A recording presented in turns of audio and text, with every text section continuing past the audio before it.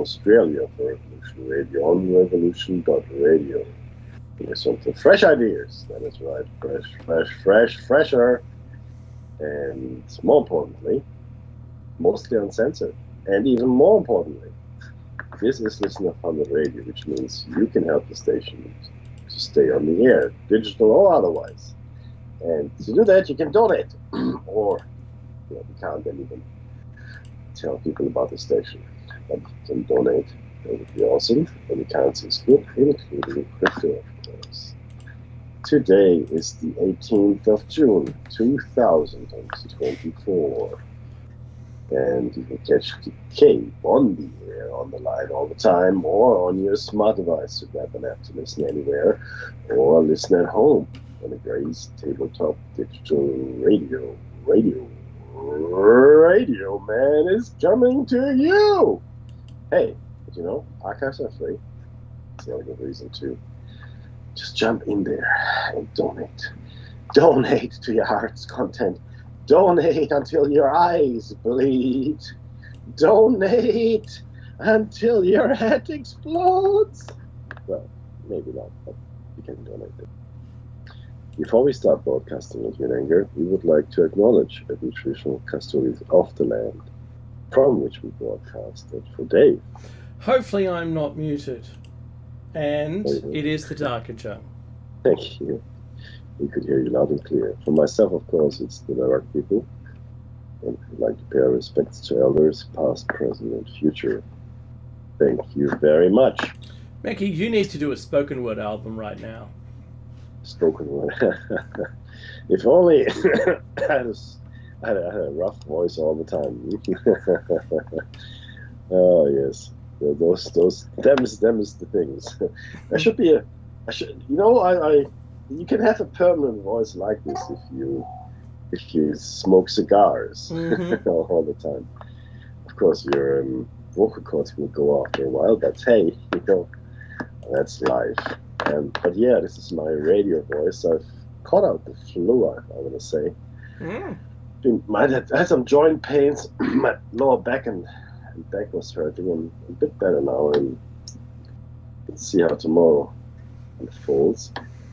But Dave, I'll tell you what, my friend, we have come across another milestone recently. Which is that? Indeed. Which is this. Now the Greek Navy is accused of actually having killed both people by pushing them overboard and drowning them. I mean, these are people that are meant to save you. So if you're in trouble in the water, and I don't care if you're a refugee or just a regular dude or a fisher or whatever, right? If you're in trouble and you see the Navy coming for you or the Coast Guard, you're thinking, hey, I'm okay now. No. Not so much. Not so much anymore. Is it true? Well, they're investigating. So it's not all bogus. There's something there to investigate. I've always thought about this. This is probably the litmus test for your preparedness for, when the lights go out. Mm-hmm. How would you react, right, if truly nobody answered your calls for help? So, whatever country you're in, 000, 911, whatever your local emergency number might be. And it's not just engaged or busy. It just never answers. It's just nothing. I mean, it might not even be dial tone for all you know. Yeah, that's right.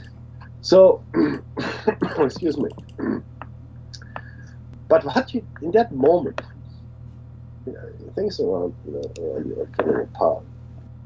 But in that moment, what do you do? And I think that's probably the defining moment then for the rest of your life, how you react in that moment.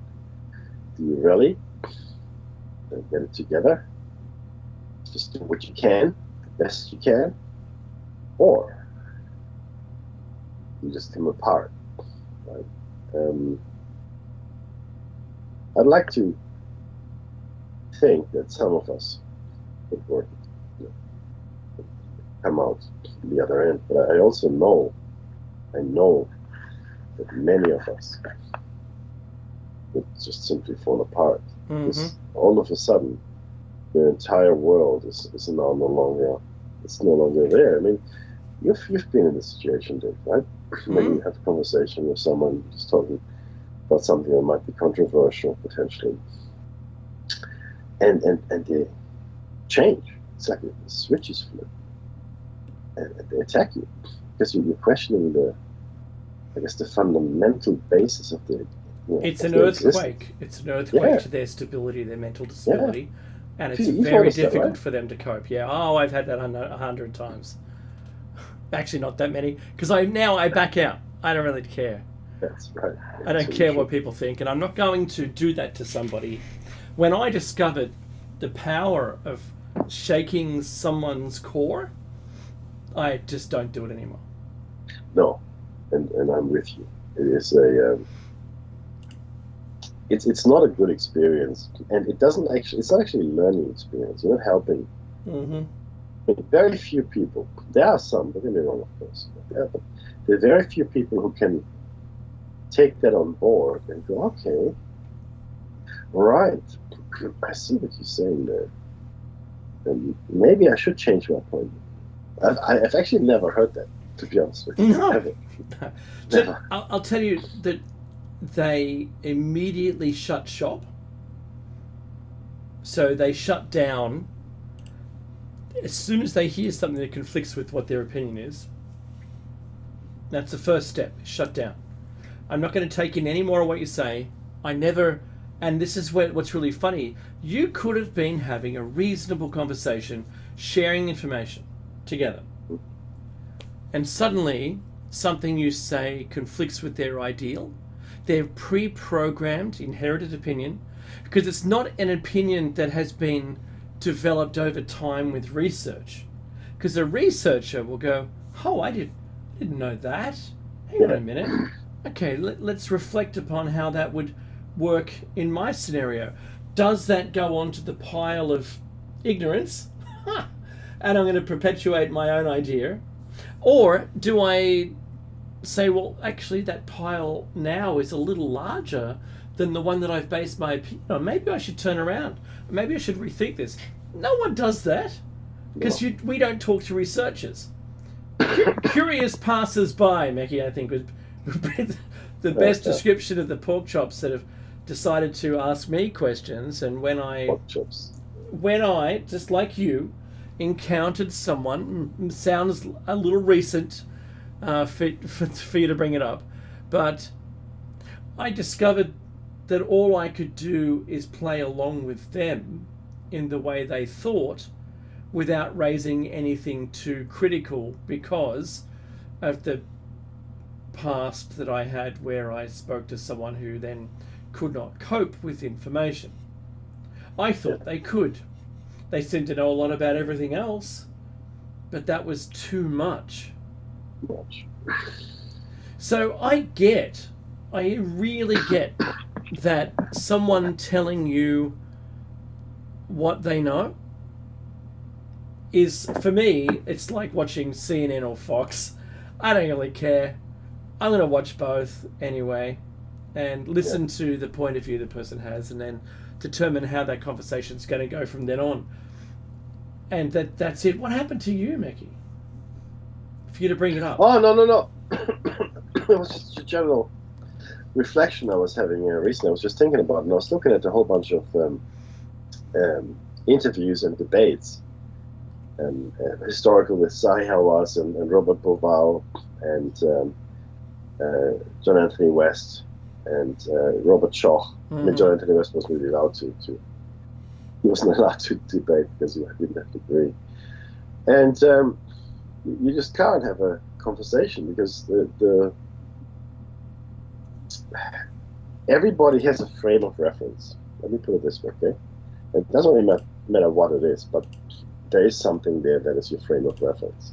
And I'll give you an example of what I mean. You're an archaeologist. And all your life you studied archaeology.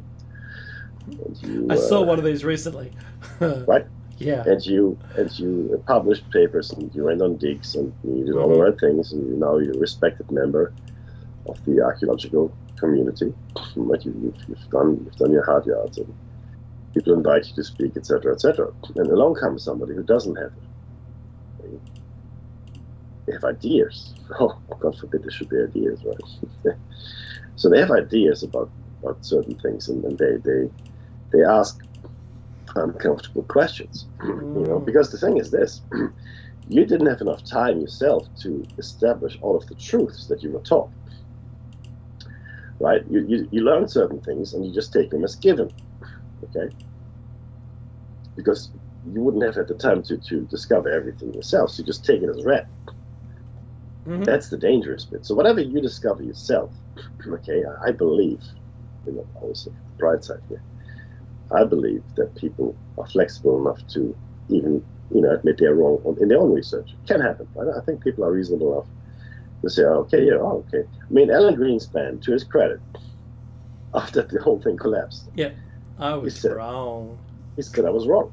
Now, he didn't quite say he was wrong. He didn't quite say it like that, but the gist was there. Mm-hmm. However, he didn't say, no, something else entirely. It's got nothing to do with me, or you guys just don't understand, or whatever the case may be. He didn't say that. He did say, essentially, that he was wrong for all his life. And that's okay. I think that's actually a big thing to do. But most people can't do that if it comes to the basis or the foundation of their understanding. So you go to school, you learn the alphabet, okay? You learn the ABC, you learn 1, 2, 3, your times tables. You learn all the basic stuff, right? That's what you've learned.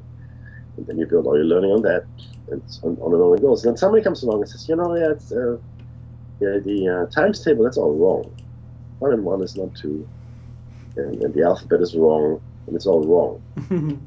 So this is the foundation of your. Without this, you couldn't even function, right? So if someone came along and told you the alphabet is wrong, then you could no longer read books. You can't function in society. If someone told you the math you learned is wrong, then I'll be in a fetal position under my desk. Yeah, and it is exactly that when it comes to people that have gone through higher education. Mm-hmm. Masters, PhD, bachelor degrees, whatever, because obviously they didn't discover or research the fundamentals themselves. They learned them. This is where you start. Here you go. This is the foundation upon which we build. And the conversations that Dave and I have, they question the foundation. So, it's simple thing enough. Most of the things we have in the world are theories. So, we are curious species. We like to understand things. We like to get better at stuff. That's great. And look at us. Seriously, look at us, right? Retro engineering notwithstanding, but look at us. Okay. And here we are coming along and saying, it's that's not right. So you pull the rug out from under them, and you go. So where do I go from here then? What? You lost. It's worse than a death. You can deal with a death. You can deal with it. You can deal with the loss of a job. You can deal with that. You can deal with the loss of a relationship. You break up. You can deal with that. But as soon as somebody tries to question the foundation of your life, look at the churches back in the day. What did they do with people that questioned the accepted church view? Well, you're not going to leave your house, and you won't be talking to anyone, and we're going to get you to what is it? Recount? No, recount. What is it? Recount, yes. Yeah, recount. We're going to make you, delete all your work, and you're not allowed to talk about it anymore. Let's just do that. Because we know everything, and what is this sun at the center? No, the earth is at the center. Although you couldn't make a model to make it work, Doesn't matter. Yeah? This other model makes everything work. It's easier. Right? No. So Copernicus and Galileo suffered for that.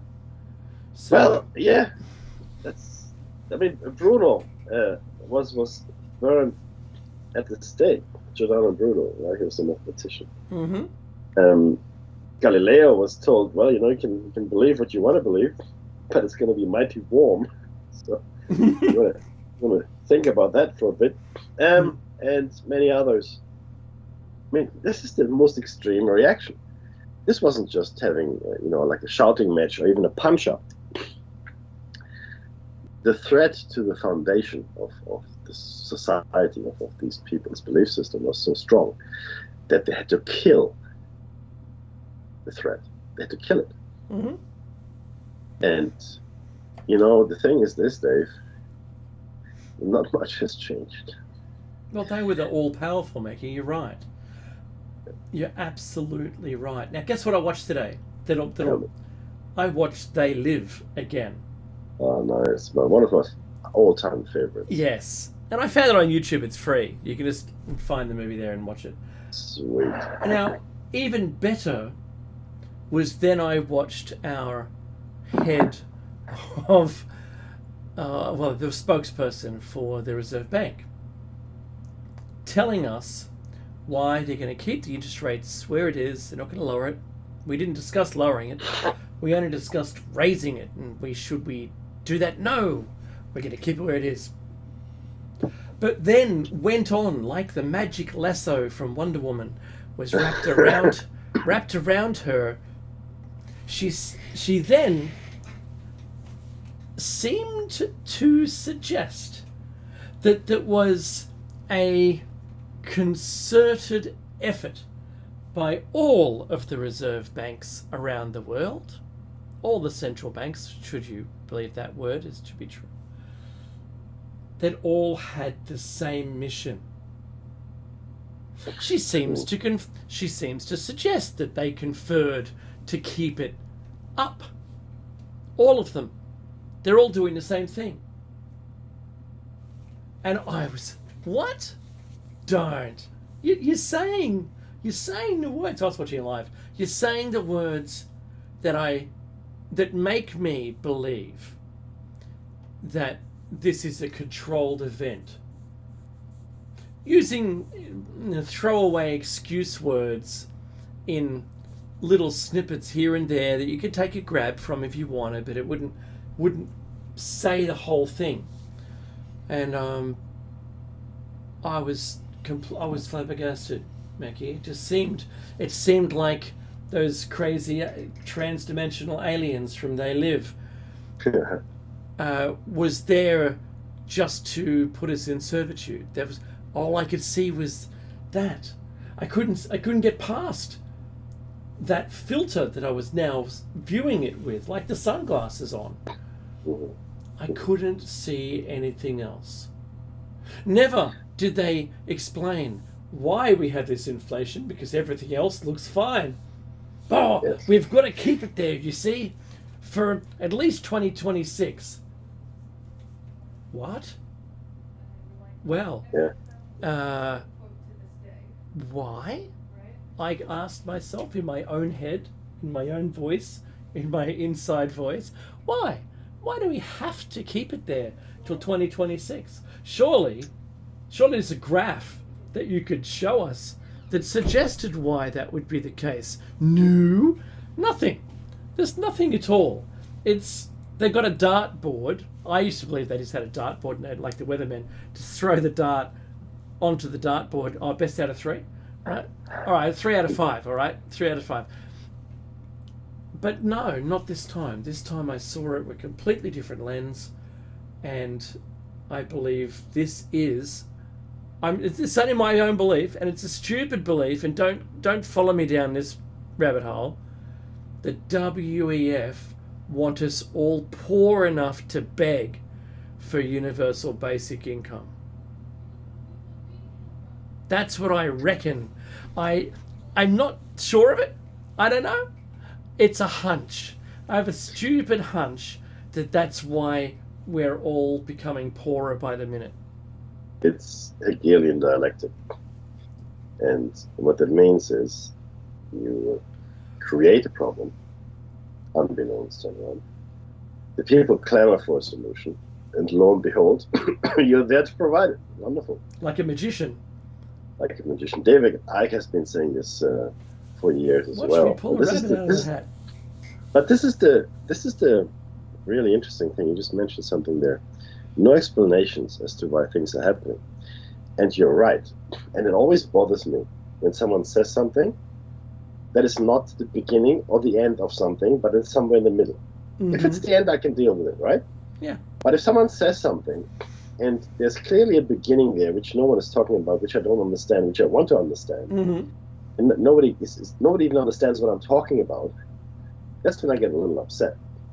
We spoke about this recently when we spoke about cryptocurrency and how we get it and what we do to get it, etc.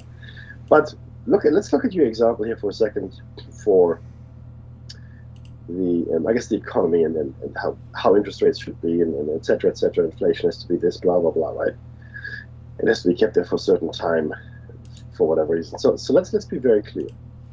What they're saying is this: most economists agree inflation in our economy should be at 3%, 3 or 4%. That's what they say. That's their opinion. She said 2.3%. That's what they want to get it back to. Even more specific, which is wonderful. But the point is this: why? Why? There's no good reason for that. And I'll tell you why there's no good reason for this. Back in the olden days, my kids tell me that when I talk about a movie or when I say something happened, that's because you were born in the olden days, Papa. That's right. When the whole world was black and white. That's right. And my kids go, died. Really? And I go, yeah, we all woke up one morning and it was all in colour. I said, I'll show you the moment it happened. And I showed them the television going from black and white to colour.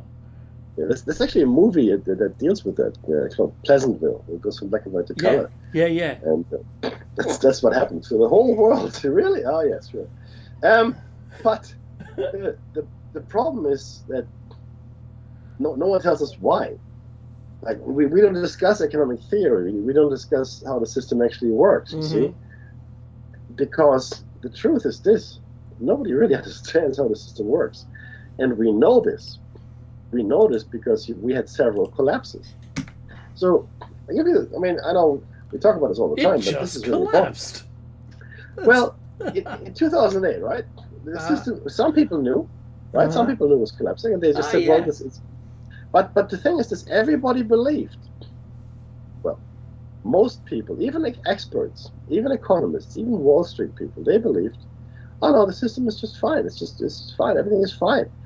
It was fraud of the highest order. It was deception. It was greed. And the system was not fine. It was very far from fine. It was anything but fine. Well, yeah, it was not even fine adjacent.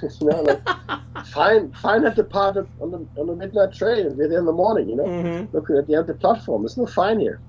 And the thing is that we just accepted.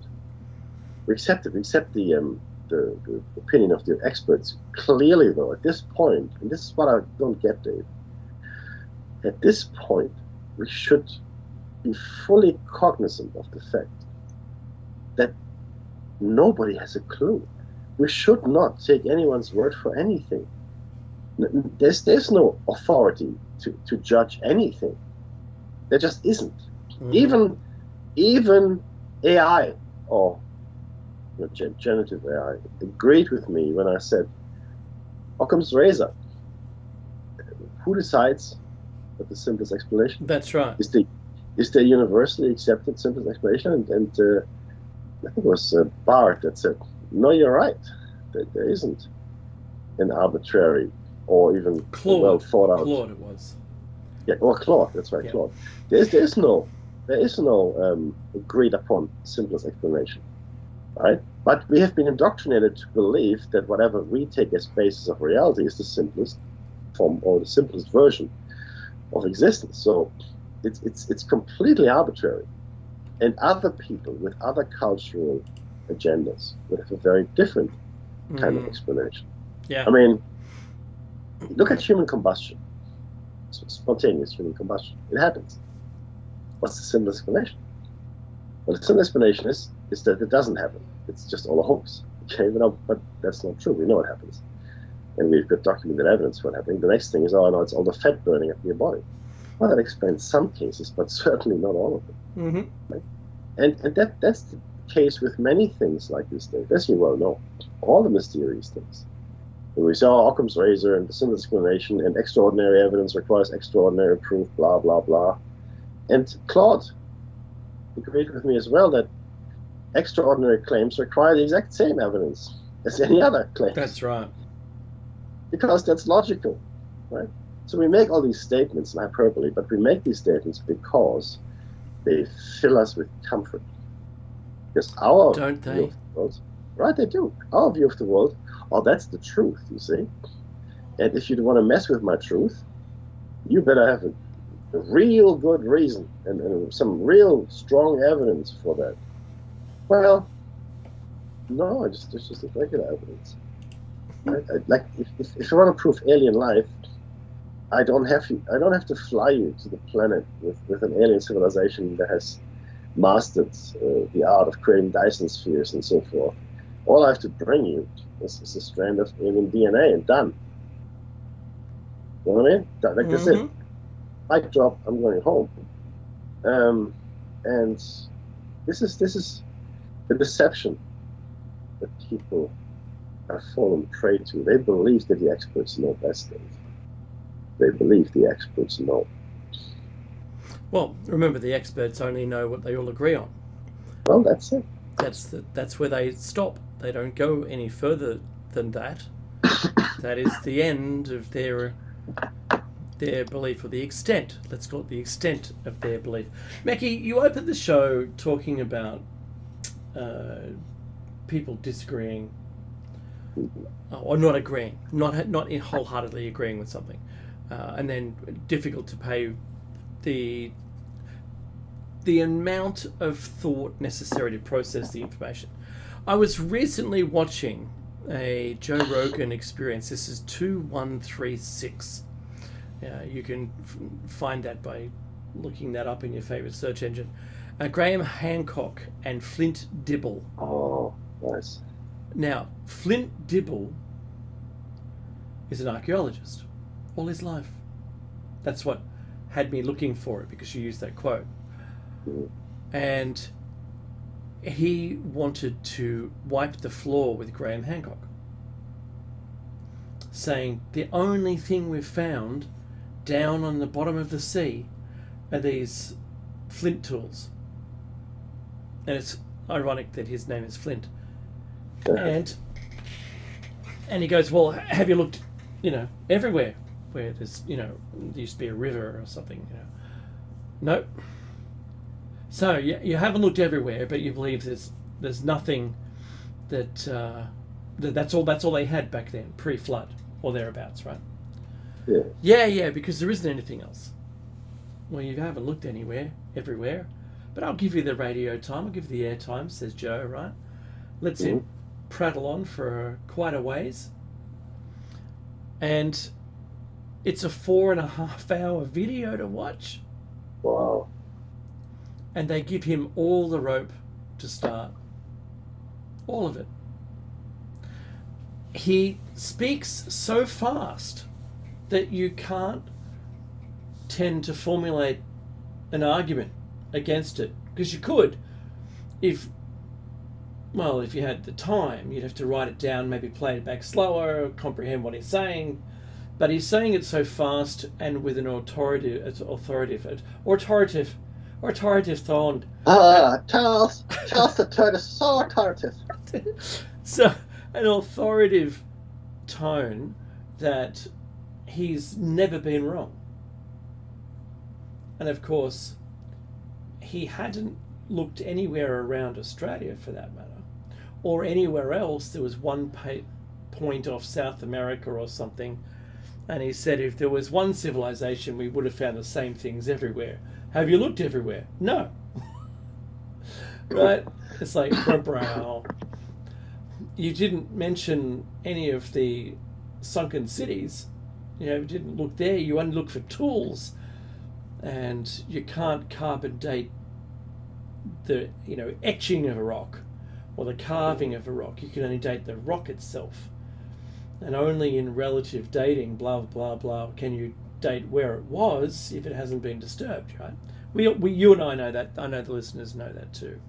So the very important thing, I'm going to paste a link to it anyway for everyone's perusal into the chat room. Don't hate me. It's a very long watch. And good morning to you if you're in the US. Right? So, Nice. but just watch how flimsy his argument is that Graham Hancock is wrong.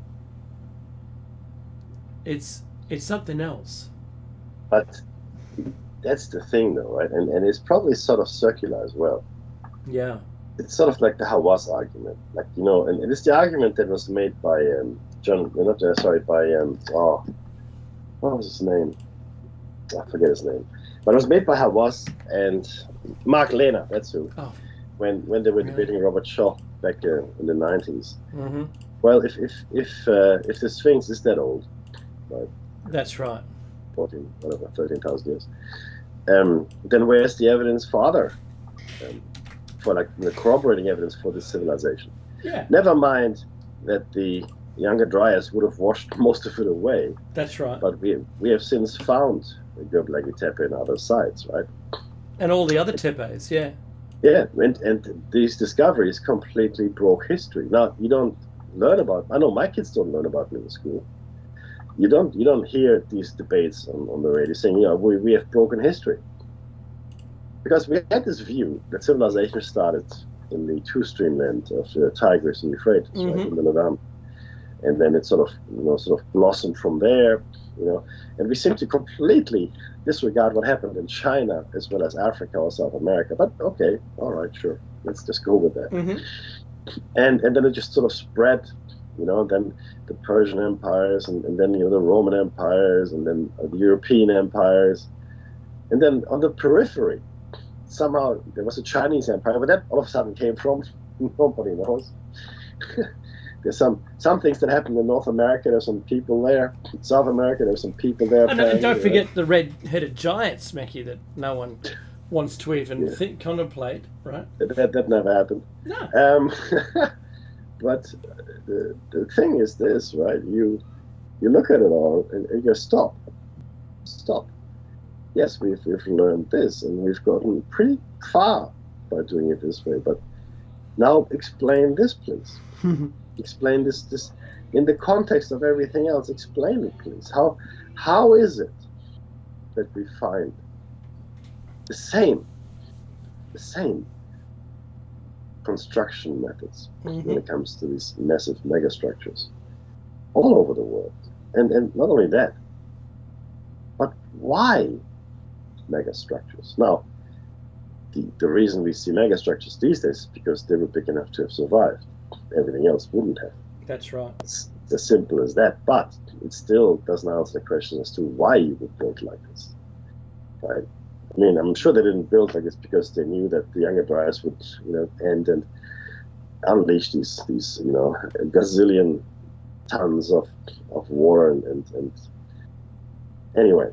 Raise the sea level 100 meters. Well, yeah, that's right, because that kind of inundation would wipe away most everything else. Yeah, but why did it happen? And there's no explanation as to why there's such similarities. They get stuck. We discussed this the other day. Yeah. They get stuck on tiny things. That's right. And I watched a similar thing. It might have been Joe Rogan, and there was an archaeologist, and he was talking to two other. I think we discussed this, and he got stuck for half an hour on the fact that Graham Hancock used the word pyramid. That's right. Yeah, it's not really a pyramid. The shape is not a pyramid. Okay, it's stepped terrace. And you can call it whatever you like. If you really get hung up on the word pyramid, then I will question your intelligence level, because that's not the crux of the matter here. The crux of the matter is that the scientists that looked at this thing in Indonesia said it was tens of thousands of years old. That's right.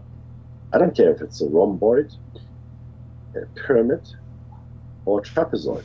I don't structure. care. Let's call it a structure, Mackie. Whatever, right? I mean, But it is that drilling down on the minute detail and then proving them wrong on that. Because then they can say, oh no, he's wrong. It's not a pyramid. And then you can just extrapolate that everything else is wrong. That's right. And if that doesn't work, it's an ad hominem attack. Oh, well, he's a liar. I mean, this is what Zahi Hawass said, and I rewatched it the other day. Yeah. He called Robert Bauval. Robert Bauval wrote the book The Orion Mystery. He essentially said that the pyramid complex in Giza was laid out to mirror the Belt of Orion. That's right. Theory. And Hawass, oh my God, I had forgotten how awful venomous the guy is. Venomous. His attack was, he's a liar, he's a crazy person. No, let's just debate what he said, because it happens to be pretty accurate if you look at it. If you overlay it, it's extraordinarily accurate. Yeah, all of a sudden, I mean, oh yeah, no, it's love. It's love that built the pyramids. It's love.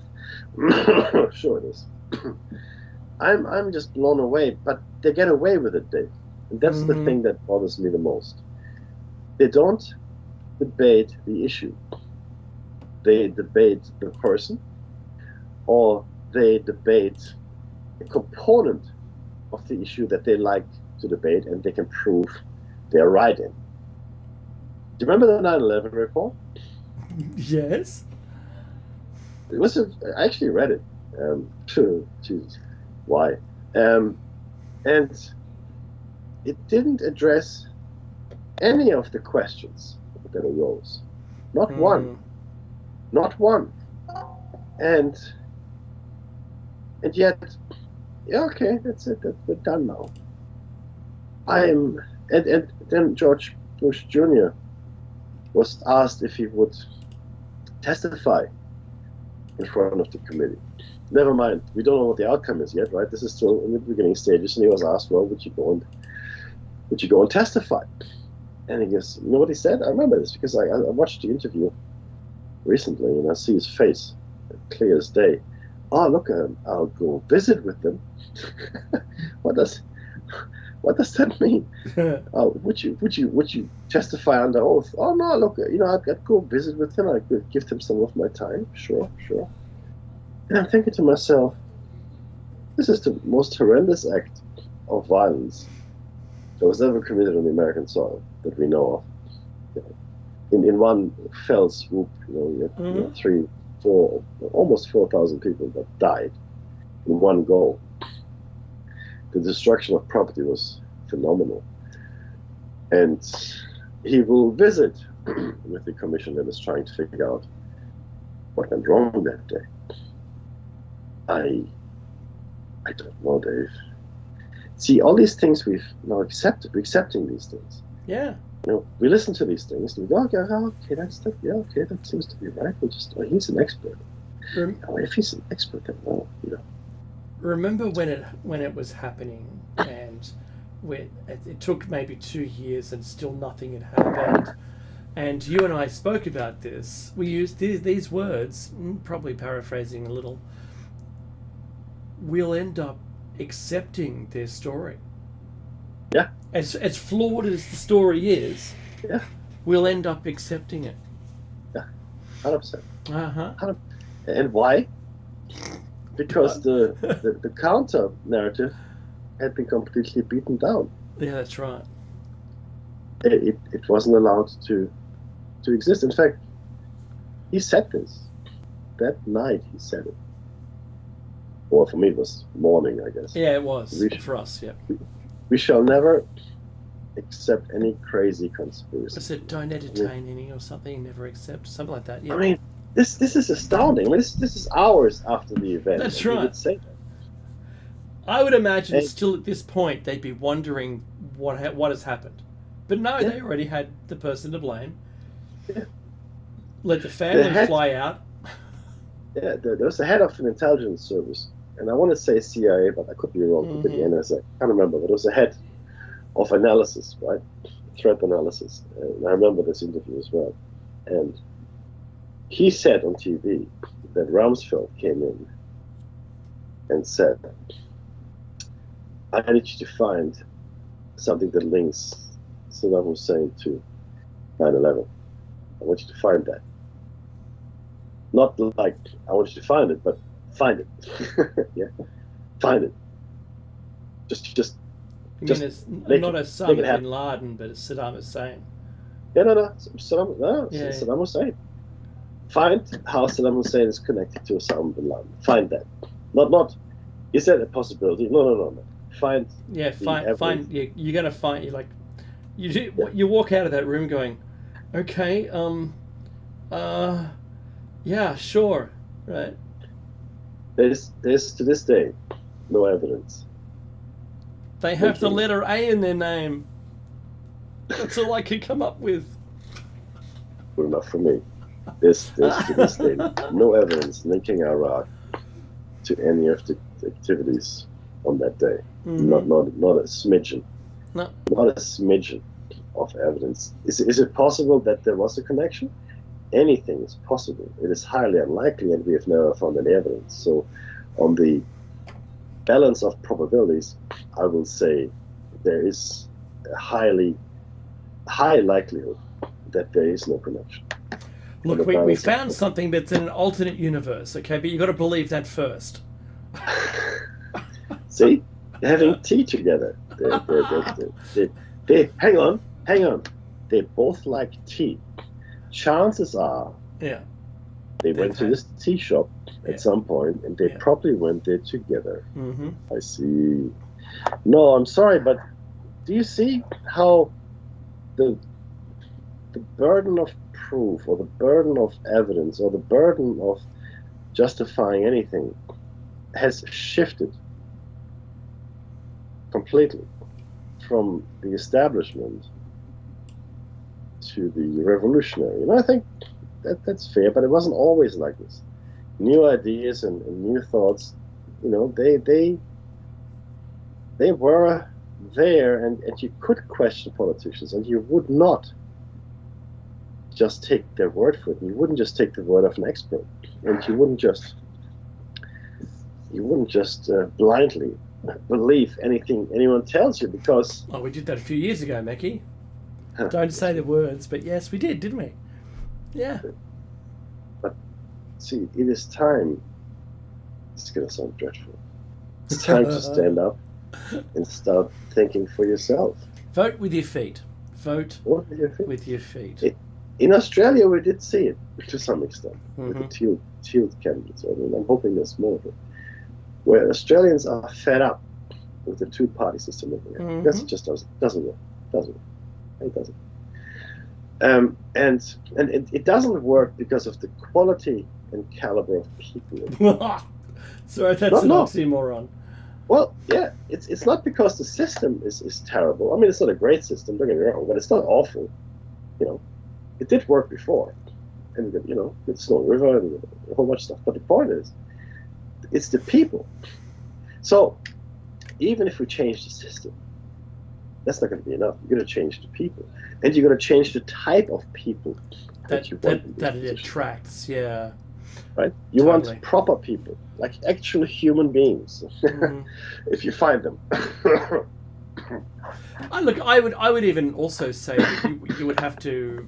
I know we talked about this years ago, but you have to legislate to make changes in it, and one would be that politicians can be held liable for what they say. They should be suable by other candidates. You can't mudrake and sling and lie about an opposition person. Plus, that's the dirtiest kind of politics there is. Why don't you just stand on policy? Oh, I don't know, randomized policy with just the letter A.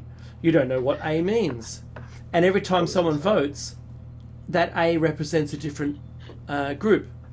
So eventually, all you're doing is voting for the policies you want, and that's it. And they have to go through with their policies, otherwise their party is deleted. Delete them. They can no longer run. Everyone's becomes unemployed in their party, and that's the end of that. Right? Next. Right? Oh, and they can't stand for another maybe 25 years. Right? None of those people that were employed in that party that gets deleted can stand in politics for another 25 years. I love the sound of that. Wait a second. I think that's fantastic. But I'm not starting my car in the morning, right? Because Oh, that's the big issue here is to change the system, you've got to be part of it. You can't do it from outside, and the problem is it's very difficult to be part of it. So, yeah. I think the council style governance works very well, where you every year the person who's been in the longest leaves, and a new person is adopted into that council, and therefore you have a long view of policy, and you've got to warranty your work, and you're always doing it for the betterment. Everything is for the betterment of the society. yeah. Just imagine a world like that. Oh, you're Oh, talking crazy talk. wouldn't that be something? No, look, yeah, it'd be No money in it'd be politics incredible. too, by the way. Oh, in fact, no big money at all. And this is where my hatred for the Mm-hmm. for the billionaires comes through. Look, you work hard, and you get yourself some wealth. I'm not your enemy. Knock yourself out. Have that boat. Have the mansion. Sure. have that condor egg for breakfast. But It's a smashed avocado. I don't care. The but panda egg. billionaires, I'm Ah. sorry.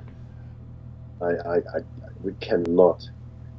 I know a broken record here. I get it, but it's a really important message. We cannot afford billionaires any longer. There's no earthly reason why we should have billionaires. It is obscene. It is completely obscene for a single person or even a family to hold that much wealth.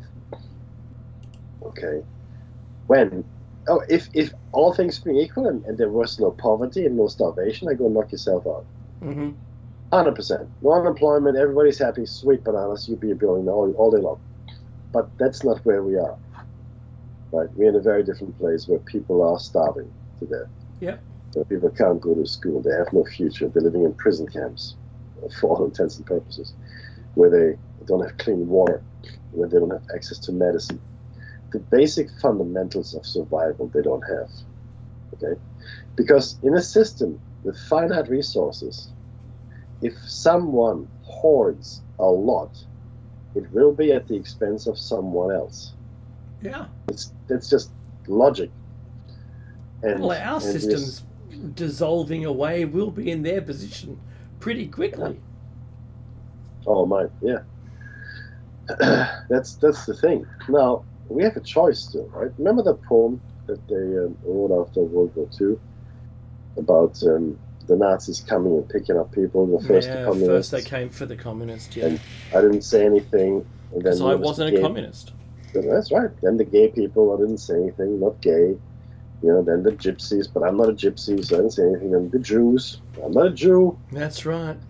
so I didn't say anything. But then they came for me, and lo Yeah. and behold, there was no one left to speak up.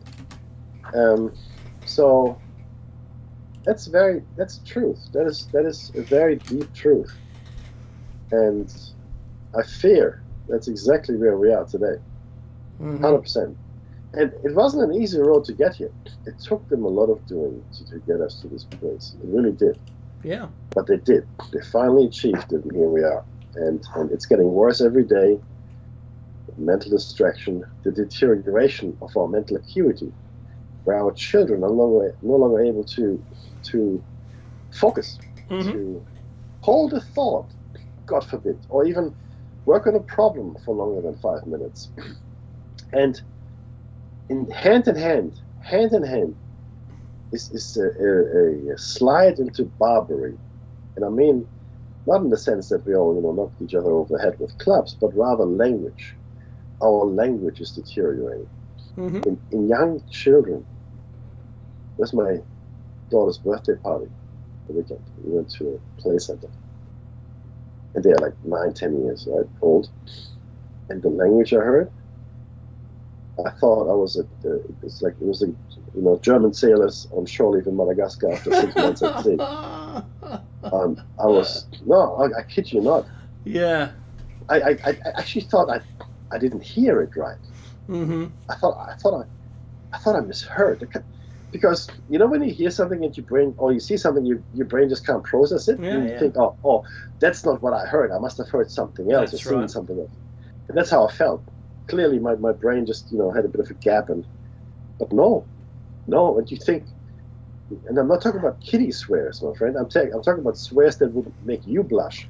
I'm talking about words that you would never use. Well, I think I use a lot of them. So. No, Dave. I'm seriously telling you, there were words used, and I'm talking about the N word here. Yeah. Oh, really? Wow. Okay. That would you? No, you wouldn't. No, I I wouldn't would. use that one. I But don't use that one. that's my point, right? Yeah, yeah. I hear That's I was astounded. you. Anyway, Look, the reason why I'm laughing is because I taught my kids to swear at a very early age. I also told them it's not right to swear. Although, if you're in a conversation with someone who is swearing, you've got to kind of match it, and you want to be. The last thing you want is to serve an insult to somebody and get the swearing wrong in the sentence. You want to appropriately use swearing to enhance your emotion or your point within the sentence. And I think that's it's crucial to survive in the conversation and marking your place. I think that's probably the best way of putting it. Otherwise, you end up like Will Ferrell as, I don't know which character it was, which movie, where he was incapable of swearing because... Lion? No, it was because he was using all the wrong words in the wrong context, in the wrong order, and his swearing just made you laugh. Right. And while he was passionate about what he was saying, it didn't make any sense to anyone, and all the point was lost. So I did that to my kids. I taught them that, and I'm kind of proud because you know what? They don't swear very often, at all, and I'm especially around us and adults. It's fine. We can take them somewhere and they won't swear, but they know how to, and they can hold their own. But this is the big issue. When I told other parents that I taught my kids to swear, they looked at me like I had two heads. Why would you do that? So they can get it right, because we don't swear normally, you see. I mean, there's probably going to be a word that comes out of my mouth if I hit my thumb with a hammer. And that's the core language that you swear in, whatever language that is. But, yeah, anyway, I'm going to hand it back to you, Mackie. It's 2 minutes left. No, but I like your approach. And, I'd rather for my children, and you feel the same way, to be aware of something than just stumble into it. So I believe that education and enlightenment are critical for children, and we're taking that away from them. We're taking it away. I see it every day. The school itself doesn't teach children how to swear. It's their experience in the schoolyard that does it. That's true. Yeah, but they also get taught biology, which is even more hilarious. Yeah, I did. You know what I mean, right? But it truly is. It's a. I am deeply concerned about our children, generations that are coming through now. Deeply concerned. Because we will be gone one day, Dave. I know, man. I know. We're going to be gone, and then once we're gone, then who's going to pick up the pieces? Really, I just want to have left a warm, loving footprint somewhere, and for that to be handed down. That's all I want. Well, it'd be nice to have some kind of impact on it. Mm-hmm. You're right, but I'm just very afraid for the world. I really am, especially the Western world, because in Russia and China they're laughing at us. You know they're laughing at us. Right? I know.